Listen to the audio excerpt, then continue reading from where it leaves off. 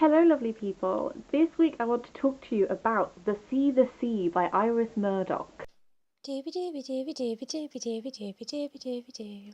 Doobie doobie doobie doobie doobie doobie doobie doobie Sophie Vlogs. I didn't know what this book was about when I bought it. I just knew of Iris Murdoch and I thought this would be a good place to start. And boy was it, this was so interesting.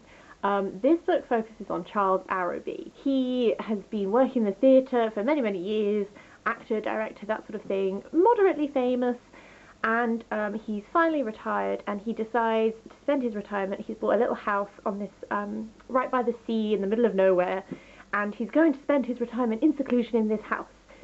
What actually happens throughout this book is that a variety of people from Charles's life enter back into his life, and there's sort of like a resultant, I don't say resultant chaos, in some ways that's true.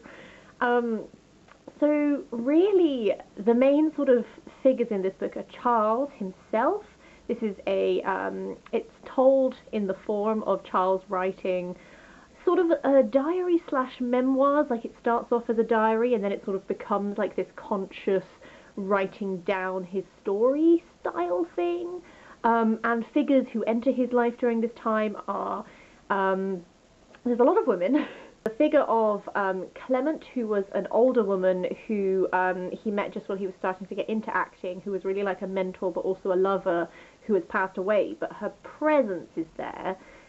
You've got Lizzie, who is a more recent lover, who is more innocent and easily drawn in by Charles. You've got Rosina, who is a previous lover, who is far more dramatic and angry towards Charles.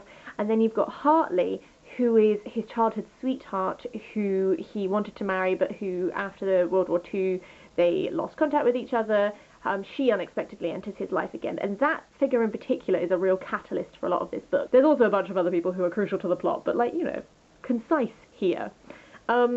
First of all, one thing I want to say about this book is the voice throughout it is so effective.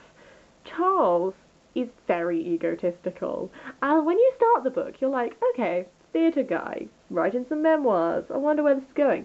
It quickly becomes apparent that Charles loves the sound of his own voice, is entirely self-obsessed, likes to view himself as a superior figure to others and make judgments on others.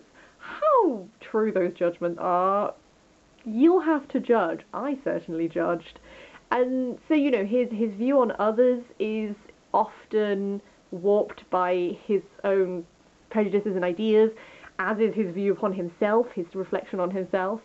So, in many, many ways, Charles is not a likeable person, narcissistic, doesn't view women as people. As the book goes on, it becomes apparent that he's very much living in his own world, and it takes a lot for what people are saying that contradict him to actually get through. All of this stuff is just a way of saying that whilst Charles is not a likeable figure, he is a very compelling narrator for a couple of reasons, one of which is the ego.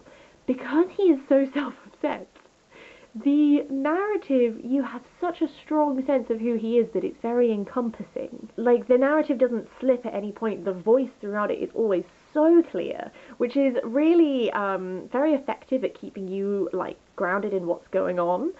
And another one is that sort of classic unreliable narrator, whereas he's positioning himself in a point of authority and telling you these judgments on people and this, with certainty, this happened because it must be the only clear way. And you're like, Charles, this is not the only clear way. There are multiple other things that could have happened here. There's something I quite like about a narrator who positions themselves in that position of authority, but then the author has put enough into the text to show you that you can't trust that authority, because then it puts you in that critical mindset when you're reading. So as he's making these sweeping assumptions and statements and stuff, you're having to be critical and actually look at, okay, you think this is what's happened, but actually, let's explore the options for what might have actually been going on. Stuff like that.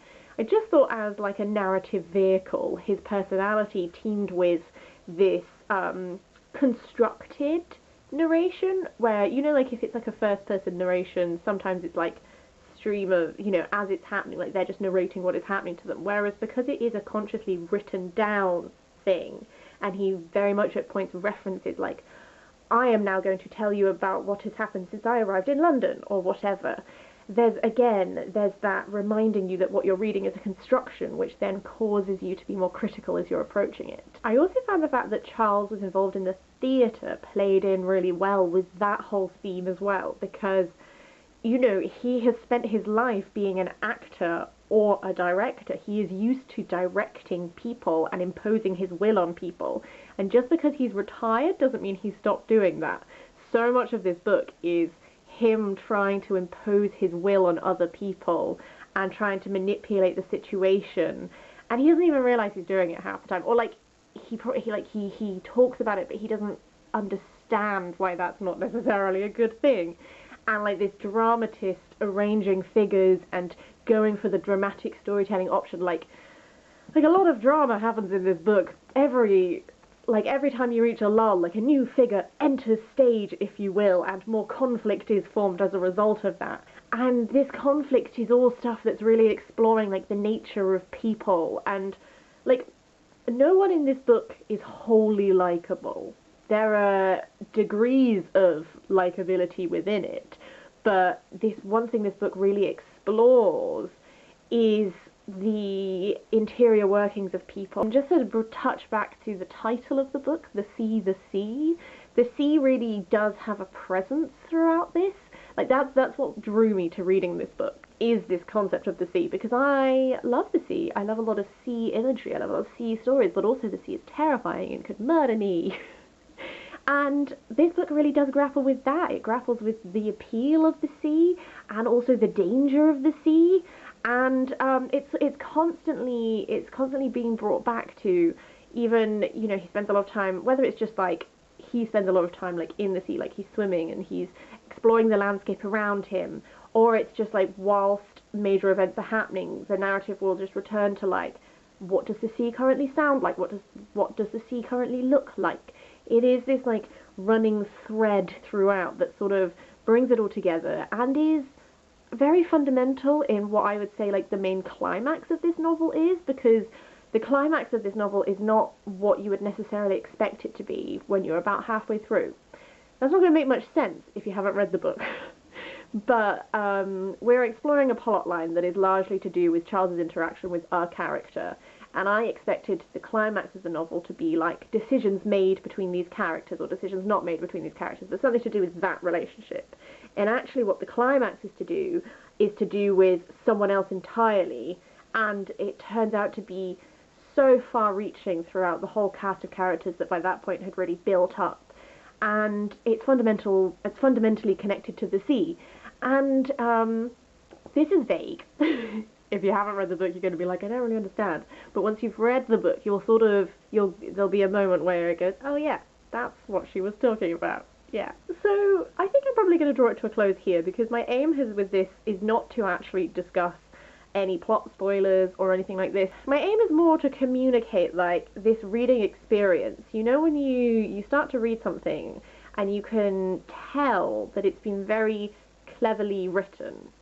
So for some people that might not be what they want from a book. If you are someone who needs to like your narrator, you're probably not going to like this book, because I really dislike Charles as a human being. He's a garbage man who treats women like garbage.